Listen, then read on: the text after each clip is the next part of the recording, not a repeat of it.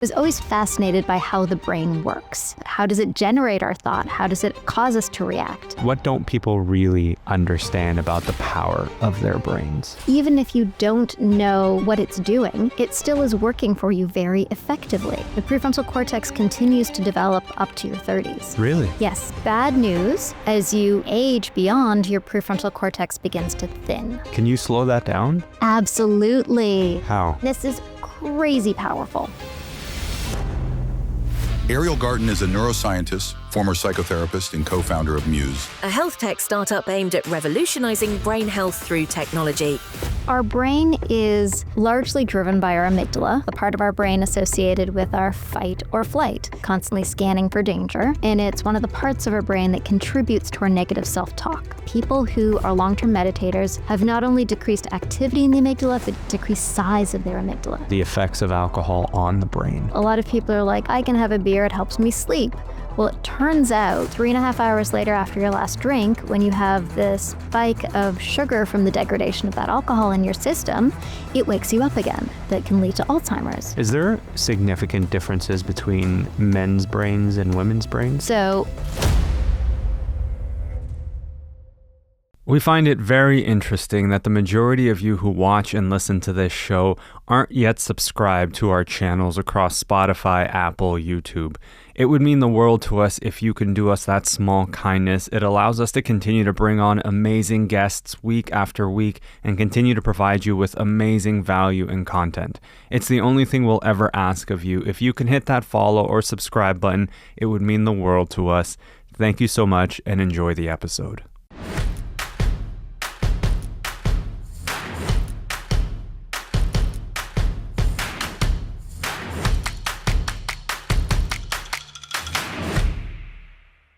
Ariel, welcome to Gents Talk.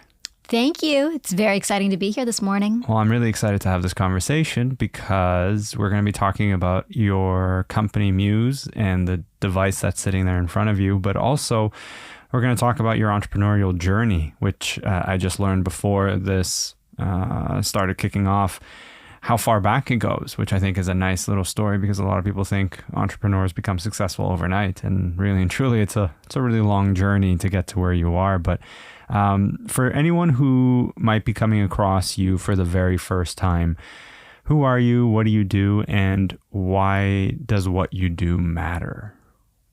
My name is Ariel Garten. I was trained as a neuroscientist. I was a practicing psychotherapist for a decade. And what I really do is I make these incredible tools, Muse devices. They track your brain and give you real-time feedback in order to improve your brain health. Why it matters. Obviously, all of us want to have brains that work well as we age and brains that are optimized in the here and now. So I provide tools and technology and guidance to help you do that. What prompted this kind of work? So I was always fascinated by how the brain works. Even when I was a young child, I was so curious about how we could be these beings that think, that talk, that see things, and all of that is directed by our brain, this organ inside our head. It's like, how does it do that? How does it generate our thought? How does it cause us to react? And I went on to study neuroscience to try to figure this out. And then I went on to try to figure out how to apply it. So in psychotherapy, that's, a method of applying what goes on in our mind, our thoughts and our feelings in order to figure ourselves out and live better. But that wasn't sufficient. So along the way, I started working in a research lab with a man named Dr. Steve Mann. He's the inventor of the wearable computer. And he had an early brain-computer interface system. So he had a clinical-grade EEG that you would put on the back of your head, and by shifting your brain state, focusing or relaxing, we could then program that system to make things happen. So as you relaxed, you could make the music go dimmer. As you focused, we would program it so that lights would get brighter. And that became the basis for me to say, holy Jesus, like we are literally interacting with the world directly with our brain, and we can use this technology to do stuff, to control stuff, and more importantly, to give us insights into our own mind. And so that was really the jumping off point for the Muse journey. And how long ago was the Muse journey officially started? So I was working with Steve in his lab in 2001. And in 2001, we were creating concerts where people could literally control music with their own mind. And we were figuring out how to integrate this technology. And I stood back as an entrepreneur, because that's really in my blood, and said, okay, like, how can we use this? How can we leverage it? And I put together a small company starting around 2007. And we would get together with myself and my co-founders trying to figure out how to best apply this technology. In 2010, the Olympics came to Canada. And so we said, we know we can control things with your mind. So let's make an installation at the Olympics where you can control the lights on the CN Tower with your brain from across the country. And we pitched it to the, yeah. Okay. That story took a left turn. Yeah. I didn't think it was going to go there, but cool. Keep going. Yeah, it was amazing. So, we're these enthusiastic engineers, like literally in Trevor's basement and Steve's crazy lab at the university. And we pitched this to the Canadian government that we could control the lights on big buildings in Canada with people's brains. And the Canadian government said, great, like the whole world is coming to Canada for the Olympics. Let's show them our big sites. Let's capitalize on that. And so we got this incredible project where we actually allowed people at the Olympics to control the lights on the CN Tower, the Canadian Parliament buildings, and Niagara Falls with their brain from across the country. So you'd be like shifting your brain state, focusing or relaxing, and actually controlling the lights on the CN Tower and the Parliament buildings. And like people would go out and be like, I remember calling my mom, I'm like, go look at the CN Tower. That's me doing it. That's my brain turning the lighting on. It was wild. And so that was our jumping off point into, okay, this is real. There's something here. This is not just a crazy thing in a lab. This is like a crazy thing now in the real world. And we can make something of it. How, I'm just picturing it as you're talking, and that's got to be such a wild experience to see that happening in real time. How, I don't even know where to go next. The brain is such a fascinating thing to me. One, I don't know very much about. What do people need to understand? What don't people really understand about the power of their brains? So the amazing thing about the brain is that even if you don't know how to control it, which none of us really do, our brain just works. And even if you don't know what it's doing, it still is working for you very effectively. And it turns out that there are these small entryways that science has proven can actually help you access and shift and improve your brain. So there are some things that we know really work, like neurofeedback to your brain works to teach it. Practice and training in any skill trains your brain and teaches it. Setting your daily rhythms, sets your brain. Sleeping well really improves your brain. So meditation is something that can dramatically improve your brain just with a small little activity. So as much as the brain is a black box, there are things that we know do help and support it. And there are habits that we can take on that help us improve our brain both in the now and for the rest of our lives. What's the biggest unknown about the brain? You said that we don't really know how to control it. It's a black box. What's something that maybe collectively, globally, we still haven't quite figured out about the brain? You name it, we haven't figured it out. I mean, we have an idea about how memories are formed and how thoughts are generated, but we really don't understand how thoughts arise. Right. We really don't understand. We have a little understanding of how thoughts are encoded because we can track the specific neurons that may be encoding a thought or an image, but we still don't understand how those things come together to create the gestalt, the experience that we have when we have a thought, the sensation that, our brain is thinking something and then we can interpret it. Mm. There's so much about the intricacies about how our brain works that we don't know. We've defined a lot of molecular pathways. We're starting to define molecular pathways for disease, but we still don't really know how to intervene. And because the brain has a beautiful blood-brain barrier around it that keeps lots of molecules and lots of things out of it because we don't want to interfere in our brain in a lot of ways. It also makes exploration into shifting our brains harder because it's harder to get molecules in. So, there's some things we know that improve our brain, anti-inflammatories, but you have to figure out how to deliver them. And the problem with the brain is that it's incredibly complex. So if you're perturbing one system chemically to improve it, you're likely perturbing another system in a negative way. So we have to be very careful when we introduce, drugs and other solutions into the brain, because they can have manifold effects. Right.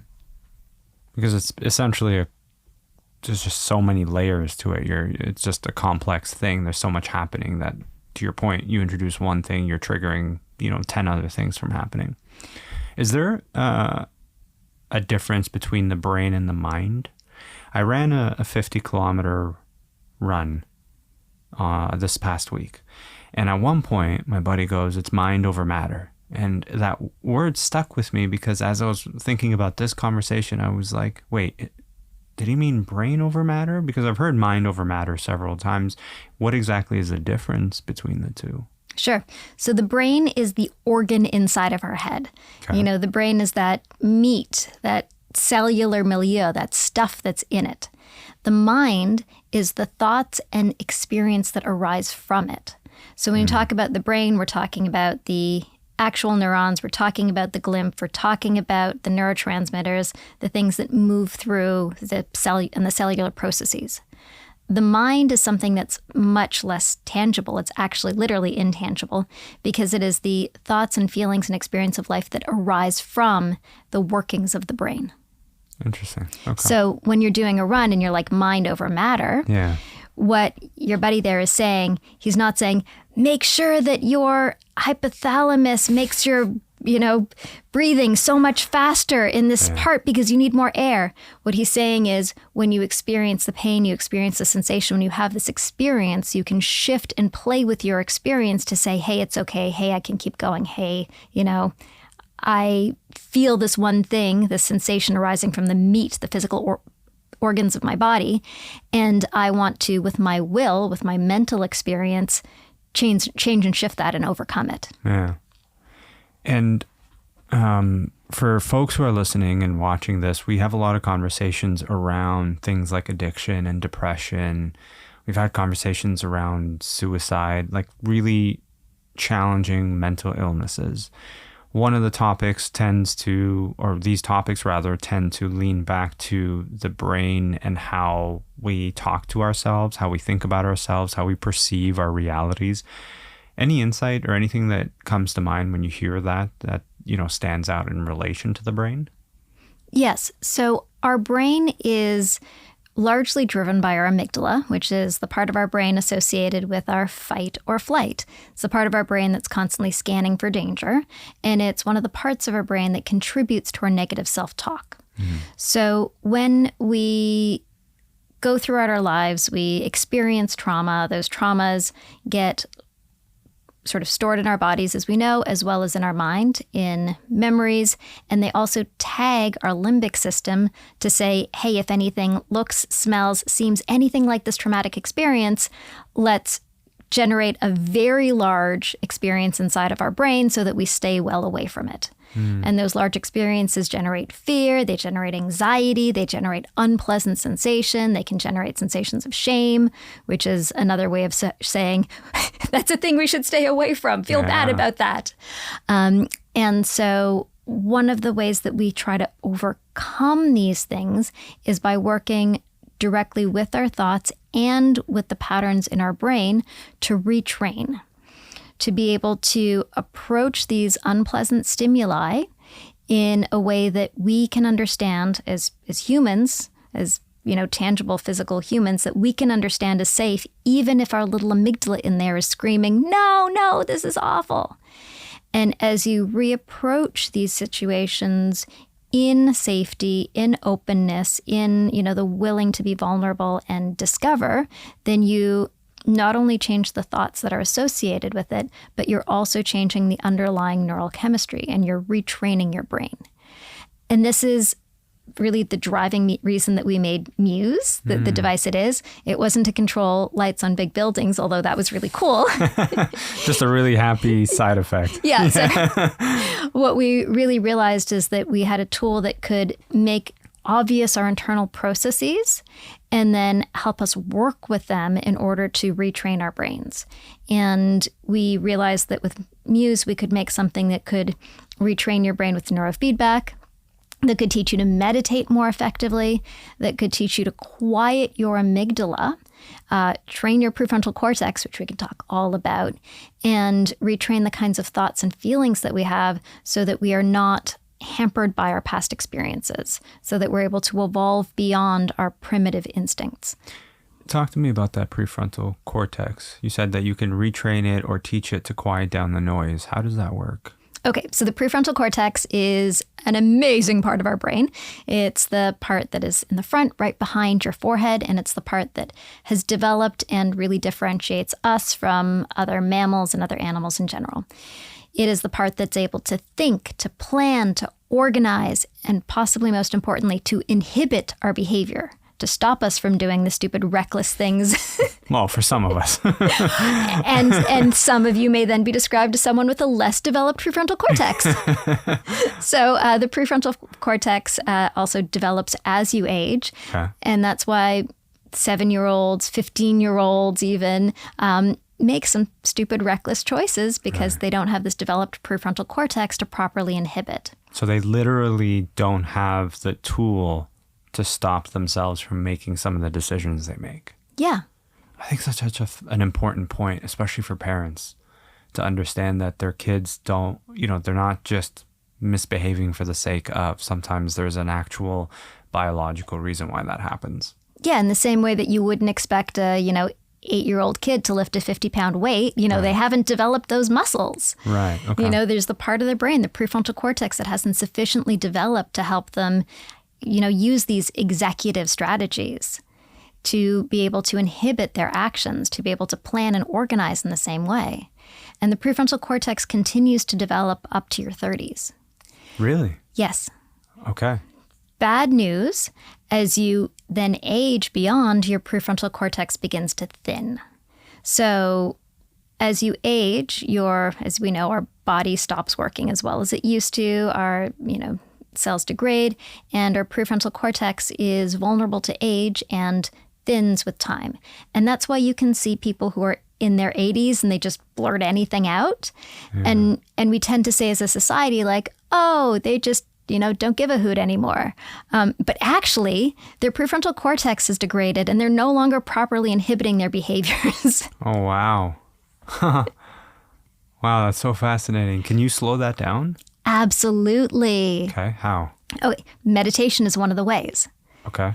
So meditation has been demonstrated to maintain and even increase the thickness of your prefrontal cortex as you age.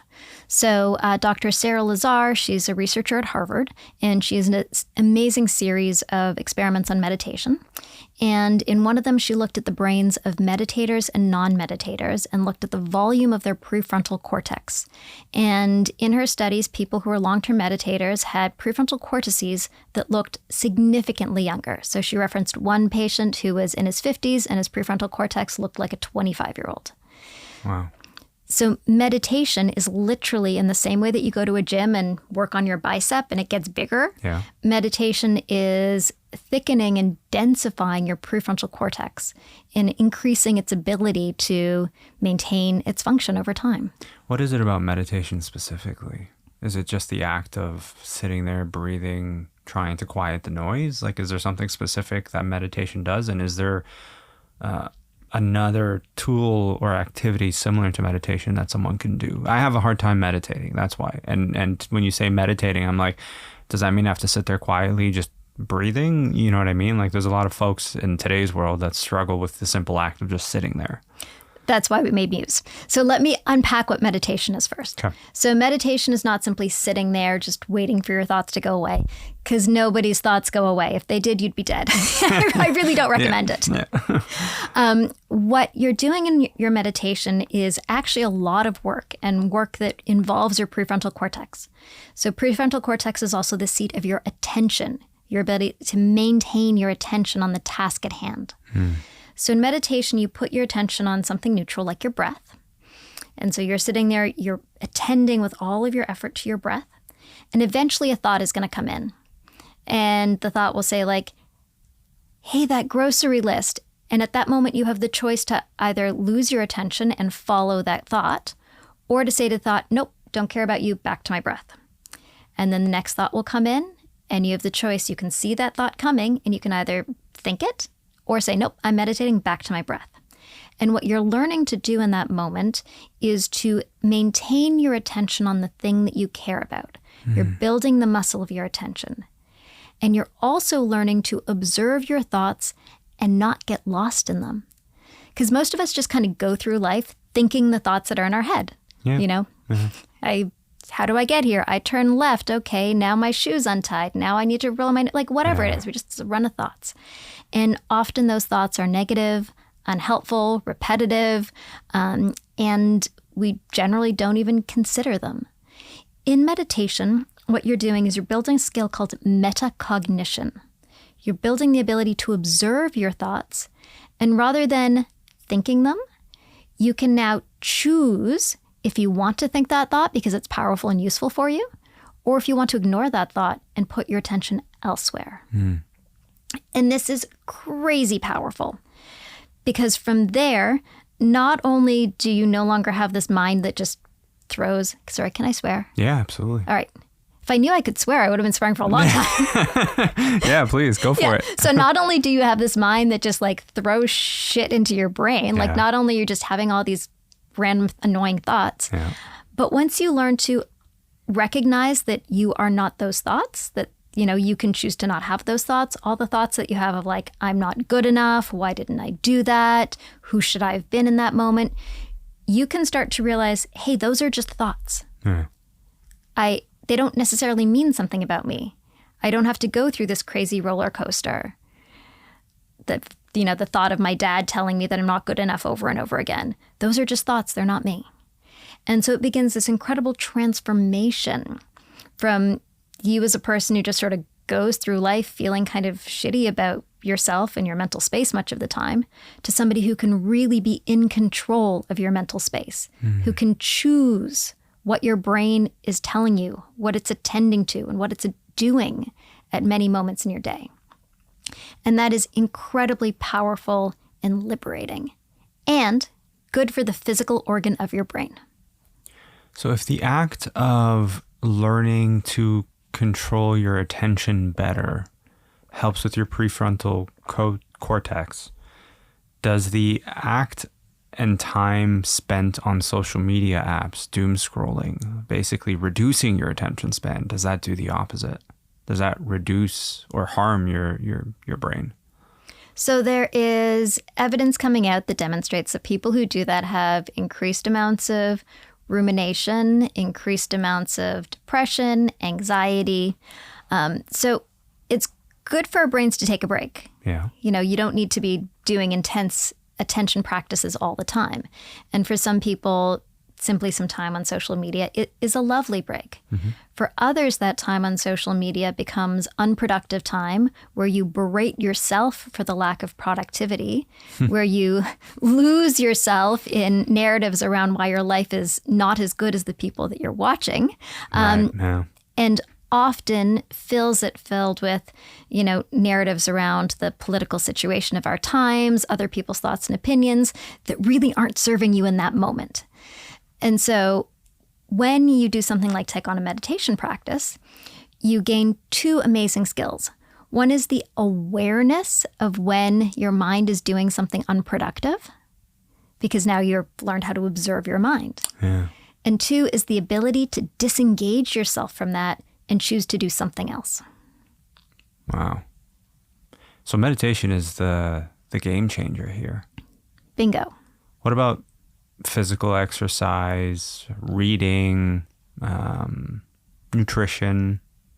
So physical exercise, reading, nutrition, all of these things are important. I worked in a research lab where we looked at hippocampal neurogenesis, the birth of new neurons in the hippocampus, the part of your brain associated with learning and memory. How did we get rats to build new neurons? We threw them on a running wheel. You know, exercise is key. Reading is important. It expands your horizons. Nutrition, we all know, is important. But none of them take the place of meditation and the specific skills that it builds. that skill of metacognition, that skill of being able to be in our bodies when our bodies want to do something else and we can choose and give it new choices. And most importantly, that ability to strengthen our prefrontal cortex and also inhibit our amygdala. So there's another little piece of the story putting the two together. So we talked about the amygdala, the scared part of our brain. It's kind of like the amygdala is the little child, a little 3-year-old who's freaked out because there's a shadow on the wall and it's, screaming, yeah, it's awful. And the prefrontal cortex is like the parent, the one that's able to come in, look around, say, hey, kiddo, it's just a shadow, don't worry, and turn on the lights. Now, it turns out that when you do a meditation practice, not only are you strengthening the prefrontal cortex, you're also downregulating the amygdala. So research shows that people who are long-term meditators have not only decreased activity in the amygdala, but decreased size of their amygdala. So they're not freaked out. They're not as reactive as other people. And as you do a long-term meditation practice, there are actually neurons that go from the prefrontal cortex to the amygdala that better allow the prefrontal cortex to regulate the amygdala. So that you as a human get into these situations where it might be a little scary, and then your prefrontal cortex quickly comes online, assesses, says everything's cool, and calms down the amygdala. So you're actually not only working on discrete parts of your brain, but you're working on the interconnections of these areas in a way that strengthens your ability to really effectively perform in the daytime. Whoa. Yeah. I feel like any one of these little side layers of conversation can be an entire conversation by itself here.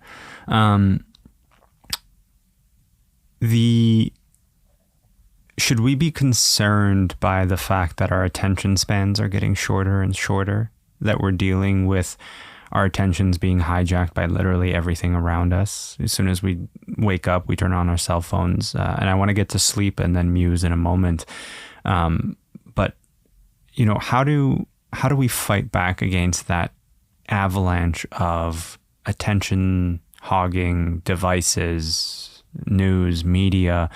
You go on the subway, there's ads everywhere. You go downtown, there's ads. Like, there's just so much competing for our attention that right now it just feels overwhelming.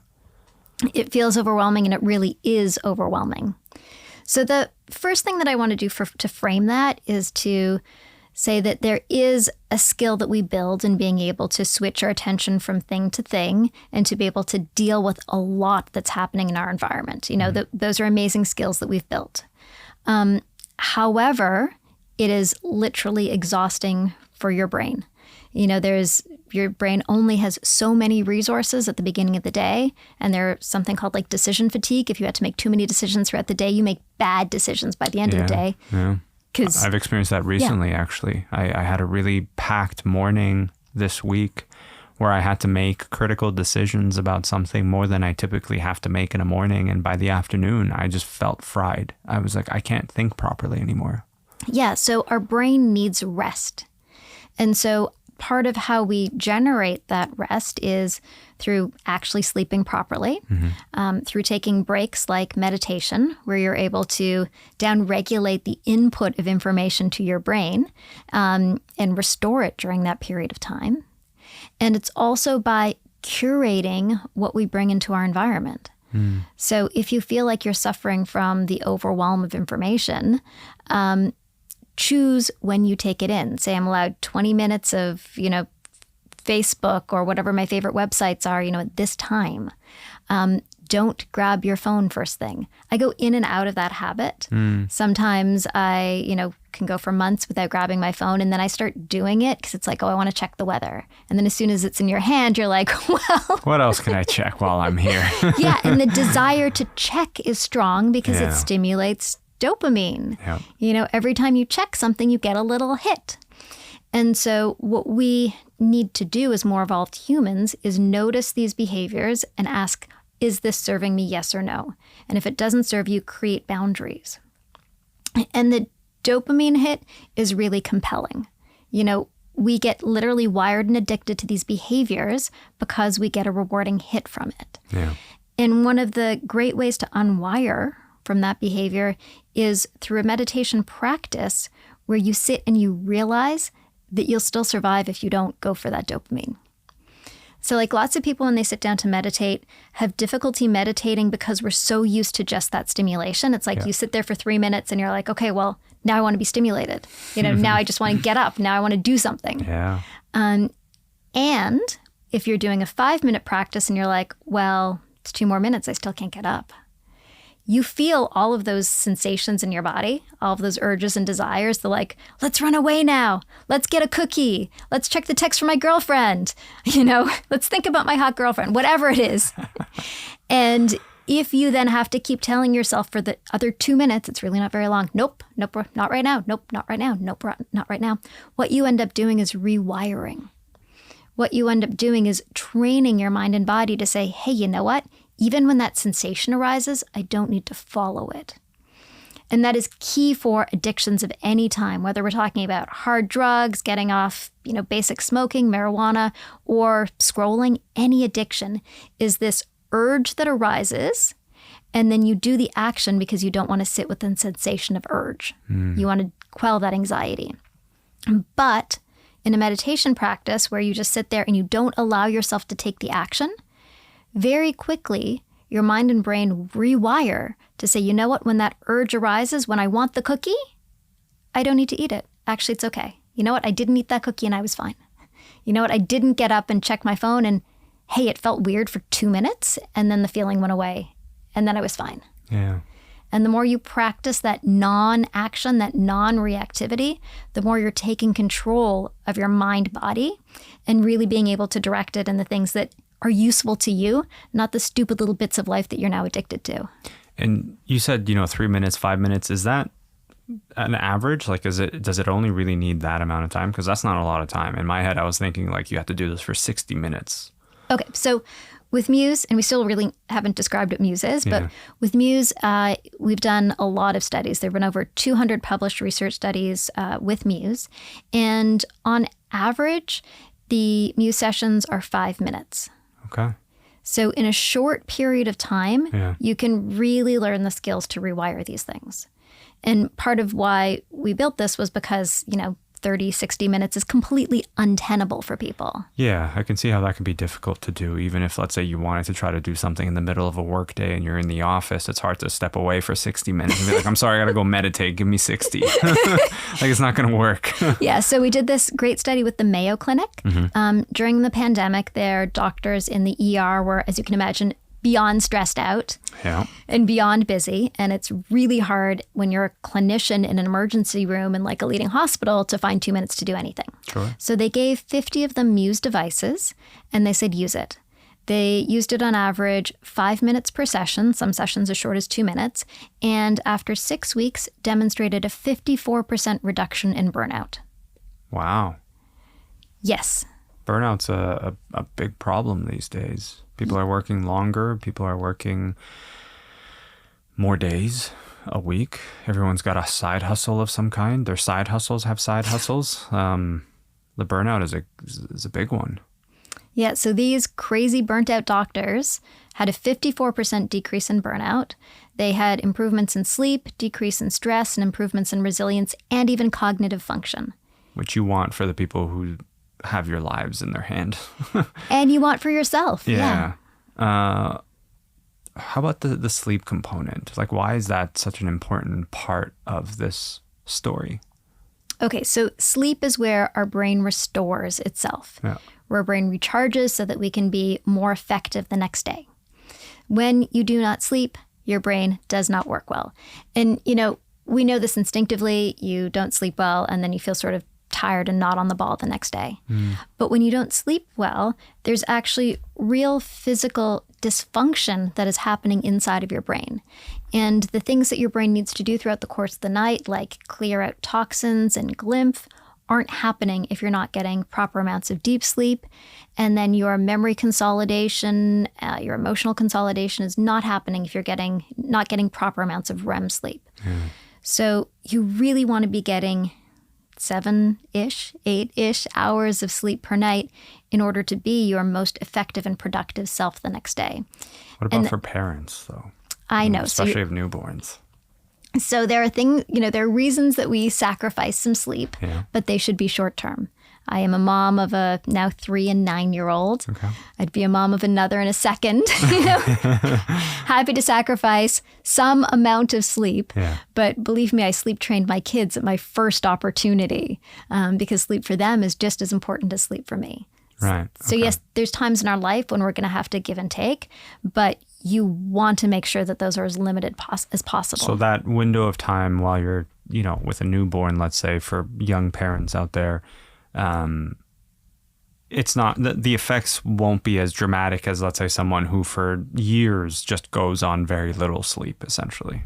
Exactly. Okay. Because the effects build up over time. Yeah. So there's this, let's talk about sleep for a second. Mm-hmm. So when you sleep, you go through different cycles throughout the night. Yeah. And the first half of your night is dominated by deep sleep. And in deep sleep, you have high, beautiful delta waves. Your brain is all working as one, kind of in this beautiful orchestration. And then the second half of your night is dominated by REM sleep. So if you go to bed at your normal time and only sleep for like 5 hours, you're going to get most of your deep sleep, which is great. Mm-hmm. If you wake up too early, you're going to lose out on some of your REM sleep. Likewise, if you go to sleep much later than you're used to, you're going to cut off some of your deep sleep, which is really essential. Right. So, hot tip for anyone with a newborn, I tried to always make sure to get my first 5 hours. So I got my deep sleep, and then I would, wake up at 3 or 2 or do whatever I needed to and skip the rest of my morning sleep, Right. because then at least I got my deep sleep. Okay. But ideally, you want to get as much as you can, because Yeah. in deep sleep, so we've all heard about the lymph system. Lymph's really hot these days. Well, in your brain, there's a system called the glymph system. And the glymph system is a system of fluids that flushes toxins out of your brain, and it's most active during deep sleep. Mm-hmm. And during deep sleep, you are also flushing out things like amyloid beta. Amyloid beta is the precursor protein that can lead to Alzheimer's. And so there's new research that demonstrates that people who have poor deep sleep may be at greater risk for Alzheimer's down the road because you're not properly flushing out amyloid beta throughout the night in your deep sleep. You know what's interesting about what you just said there? I have a family member who had serious, significant knee pain that prevented her from sleeping properly. And over time, she started to say, hey, I'm having a hard time with my memory. Yep. And when we saw a consultant, the response was, you need to sleep better. And we're like, well, what does that have to do with anything? Like, it's her knee that's causing the problem. And it's like, well, that the knee is causing discomfort, which means you're never really sleeping comfortably. And by extension, the brain is suffering because you're not sleeping comfortably. And now I'm kind of piecing those together a little bit better. I wish the person explained all that better. But tell me about Muse. Is this your solution to helping people improve their brains? It's exactly what it is. So these are the Muse devices. Mm-hmm. They're actually clinical grade EEGs. So if you go into a hospital or a lab and they want to read your brain waves, they want to read your brain, they'll put on an EEG device with electrodes all over the place and wires. Yeah. What we did is we took that technology and made it tiny and portable. So it slips on just like a wearable. So in the same way that a Fitbit might track your heart rate, Muse is tracking your brain activity. Right. And we're able to track your brain activity just like a hospital or a clinic would. But instead of the data going to the doctor, the data goes into your own hands in your smartphone or tablet. And then we have interventions. So we track your brain, which is great, but we also teach you how to improve your brain. So the first intervention that we have is mindfulness meditation with neurofeedback. So just like you said, like, oh my God, meditation, I can't do it. I couldn't do it either. I super sucked at meditation because you sit there and you're like, what's supposed to be going on in my mind? Your brain's like bouncing all over the place. I'm like, I could be using this time for other things right now, which is a problem. Yeah.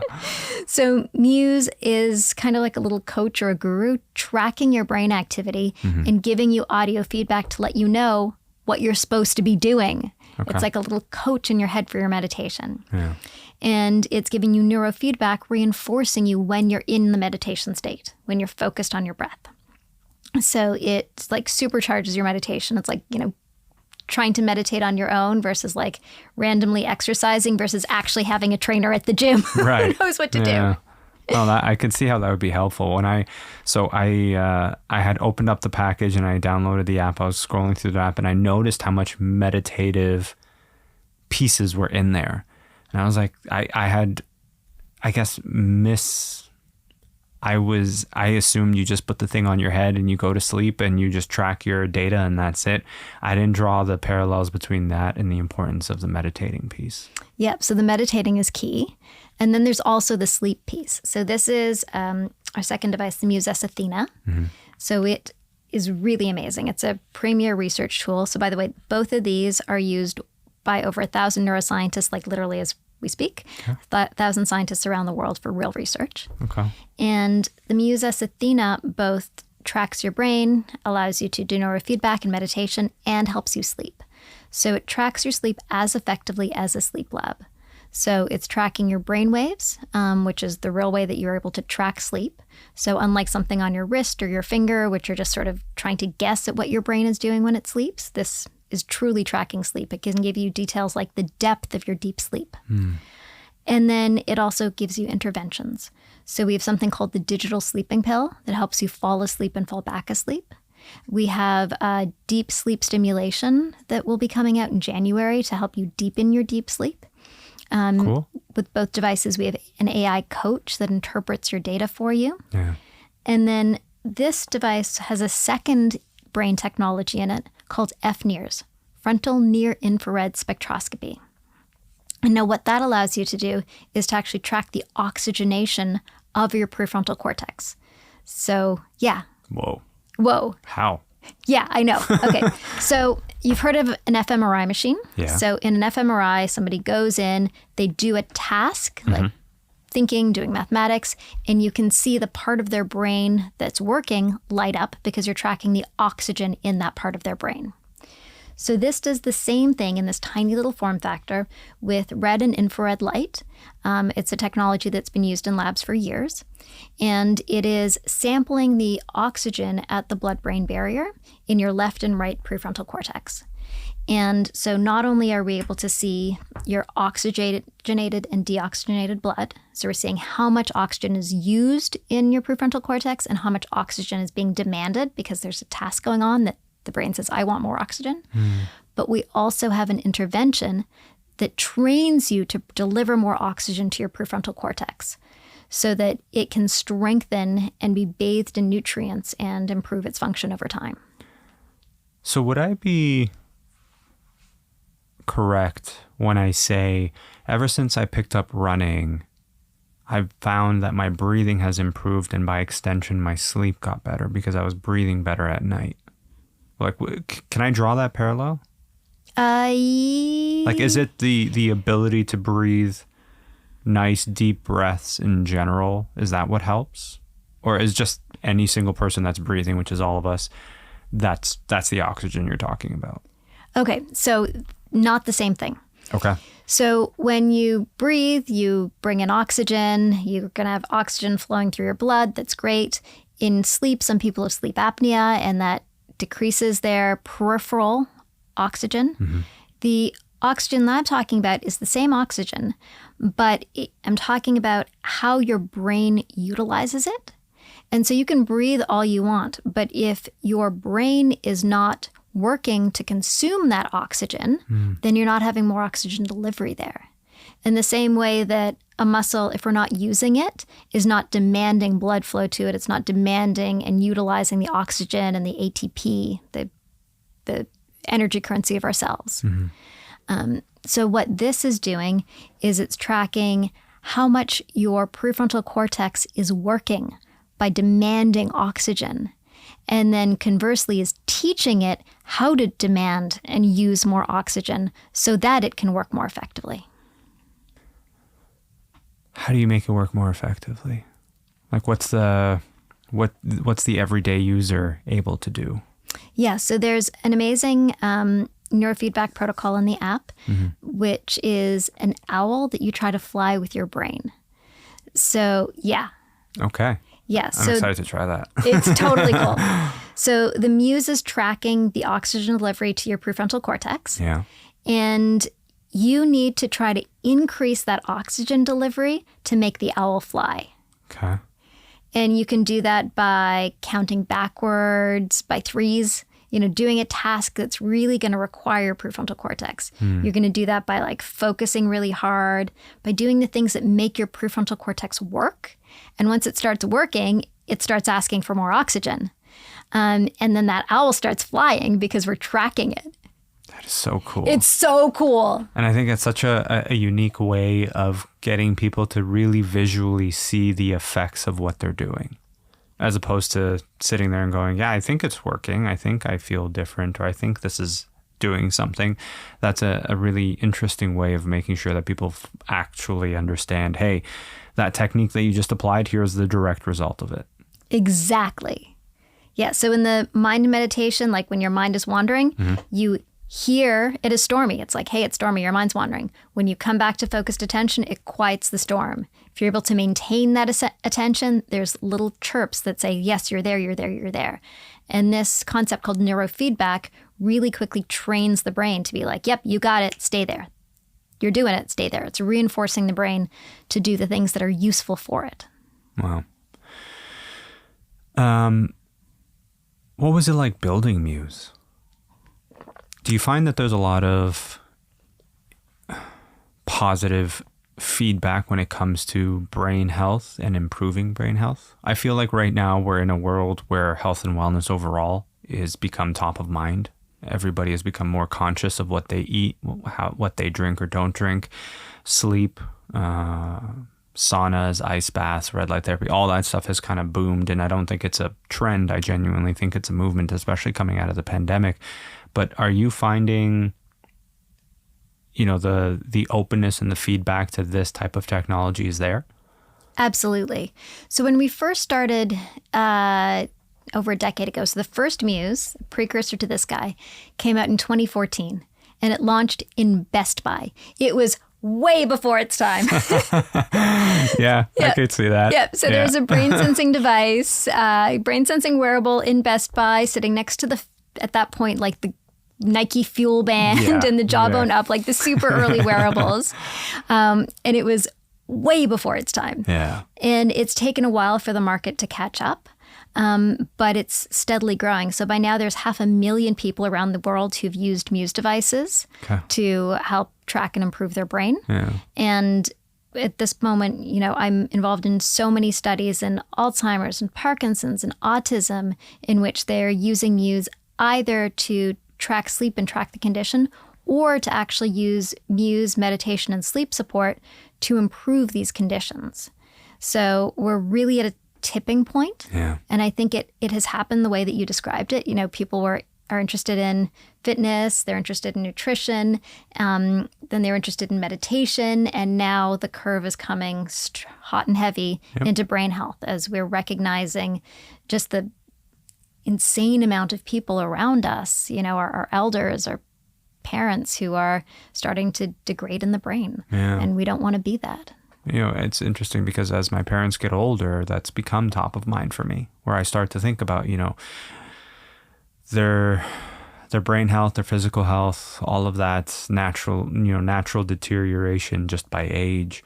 And as I'm getting older, thinking about that as well, has made all of this more top of mind for me. In my 20s, I didn't really think or care about any of this stuff. I was like, I'm 20, I'm invincible. Yes, we're immortal. Yeah. And then in my 30s, I was like, oh, I should really start to care about this stuff more. So I've started to track my sleep more. I've started to change how I eat, how I don't drink really anymore. I think it's been maybe 8 months since I've last had a drink. And it's not because I don't feel this urge to drink. It's just, I'm like, I don't like the effects of it. Actually, that makes me want to ask you, the effects of alcohol on the brain. So the effects of alcohol on the brain are not great. Ethanol kills neurons, which is not great. No. And it impacts your sleep.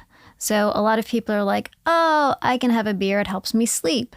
Well, it turns out that 3.5 hours later after your last drink, when you have this spike of sugar from the degradation of that alcohol in your system, it wakes you up again.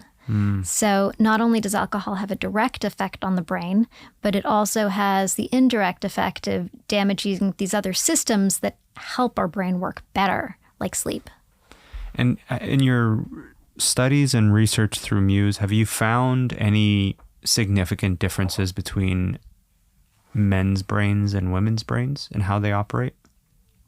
So there's been a number of studies using Muse in various contexts. There was one study that looked at about 5,000 people and their brain activity, and there were subtle differences in brainwaves in males and females, and particularly brainwave distribution throughout the course of the day. But generally, like there's nothing that came out that was glaring in terms of the differences. The work that you're doing with Muse, firstly, great stuff and congrats on all of it. What's been the hardest part about building this business? There are so many difficult parts. I mean, when we started, we were so ahead of the curve. Yeah. When I was in the 2000s, this cell phone had not come to fore yet in the same way. Like we didn't have smartphones. Right. So when we started, it was like wired technology. And then in 2010, you saw the first iPhones and you were like, oh my God, we can connect this thing in our lab to an iPhone and then it can be wireless. And then from there, we started to make it like small and easy to use and, using early Bluetooth protocols to really make it function wirelessly. Yeah.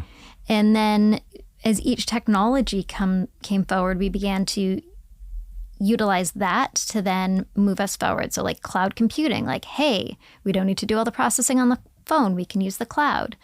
AI, like, hey, now we can create algorithms that can analyze people's sleep and give you sleep interventions that can help you fall asleep and fall back asleep that are personalized. So it's been an insane amount of innovation and evolution nonstop. Like myself, my co-founder, Chris Amony, he's an incredible electrical engineer. Trevor Coleman, he was one of the early founders and sort of drove the product direction. And then the team of 60 or 70 engineers and neuroscientists and customer care folks and everybody that we have. It's a lot of people. It's a lot of people because it's both building the hardware and the app and the solutions and the neuroscience layer inside of it. And then all the things that come from having a product and market and supporting people and using it. This strikes me as a project, a business that isn't just I want to build something for the sake of making money and exit it. It sounds and feels to me like this was a passion project for you. Why is that? It has to be a passion project. I mean, this was a business that was so crazy that you had to really, really believe in it and really, really want it. Yeah. And for me, the driving passion was to help people unlock and understand their brain. We had this technology that could help you know what's on your mind and like improve your brain and improve your life. Like, wouldn't you want to bring it to market? Oh, of course. Yeah. And then along the way, we of course had to bring on investors. So we have like Ashton Kutcher is one of our investors. We have amazing Silicon Valley investors, Hong Kong, New York. So there's also the crazy investment story that goes along with it. What's that journey been like? I'm in the middle of a soon-to-be fundraise, and I've come to appreciate how daunting that can be. So I'd love to hear your journey with that. Yeah. So I raised my first funds in probably 2010, I think, was actually the first. So we did the Olympics project. And then I was like, okay, well, we're going to build a thing. It's going to cost money. I have to go out and raise money. Yeah. And at that point, I was a tech CEO, a female tech CEO in hardware in 2010. This is like, it was a rare bird. Yeah. And I got on a plane to San Francisco, actually first to Boston. So I was invited to MIT to speak to their neurotechnology group. Okay. And I was like, okay, Boston, there's investors in Boston. So I first did a pitch in Toronto to Omer's Ventures because I was like, they're super conservative. They'll never invest in me. And then I went down to Boston. I did some pitches. I met some people. I then got on a plane to San Francisco. I did more pitches. I met more people and eventually came across the first few investors who were like, okay, this is crazy, but I think it might work. We'll put some money behind it. And then many years later, I went back to pitch to Omer's Ventures, and they ultimately invested me in as well. Like the first company, I was like, they're too crazy, but then like I'm too crazy for them. But then the market eventually came around. Yeah. But it's hard. You have to go through. I probably went through at least 50 pitches for each round of funding, with 49 no's, and then the one person that got it. And I was so lucky that we've always had traction with the product, like a ton of big influencers that use it, usage by people like the Mayo Clinic and NASA and Harvard and Stanford. So once you have traction, it's much easier for people to come on board. But the pitching process itself takes nerves of steel.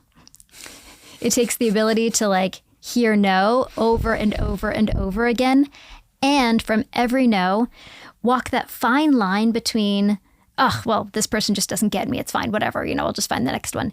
And like, hold on, this person actually had valuable impact, like insight when they said no. They were like, oh, you didn't think about this aspect of it. So it's like, okay, partially ignore them just so that my sense of self can feel strong enough to go on to the next one.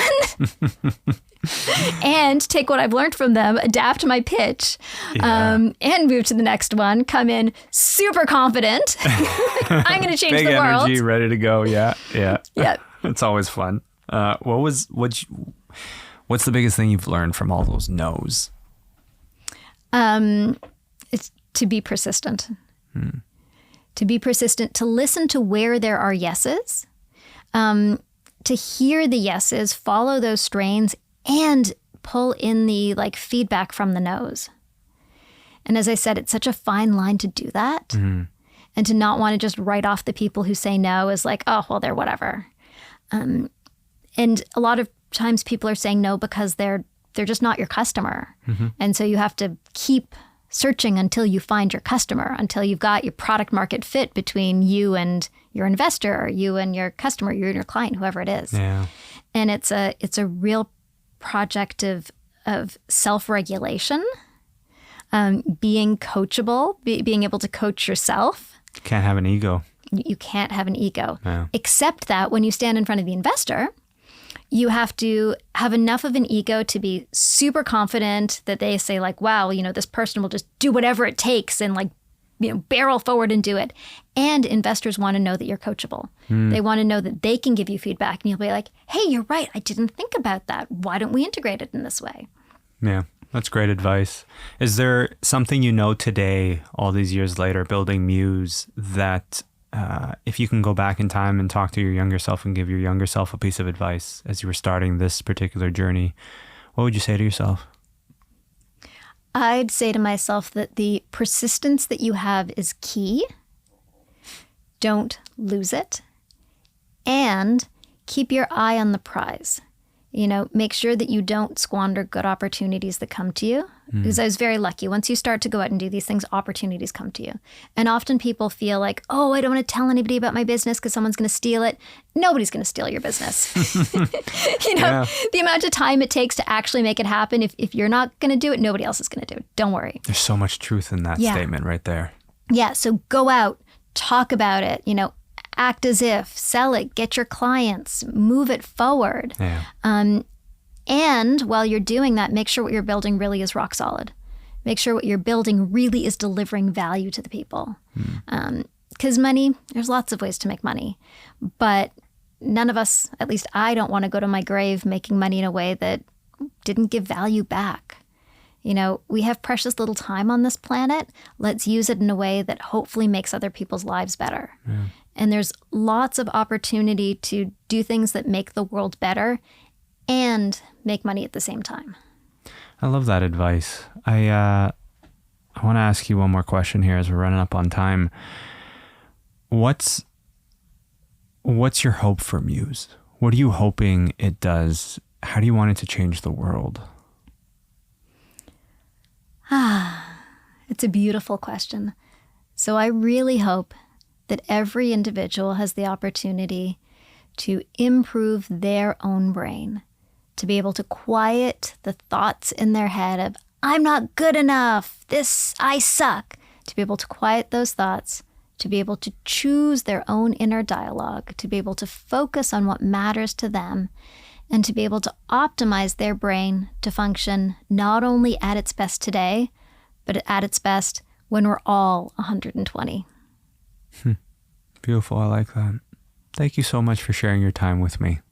Oh, it was my joy and pleasure. I really appreciate it. And I hope we get to do a part 2 because there was so many different side conversations that I could parcel out from some of the things that you've said. And I'm so excited to test it out. I have it at home and I'm ready. I've already downloaded the app. I'm ready to go.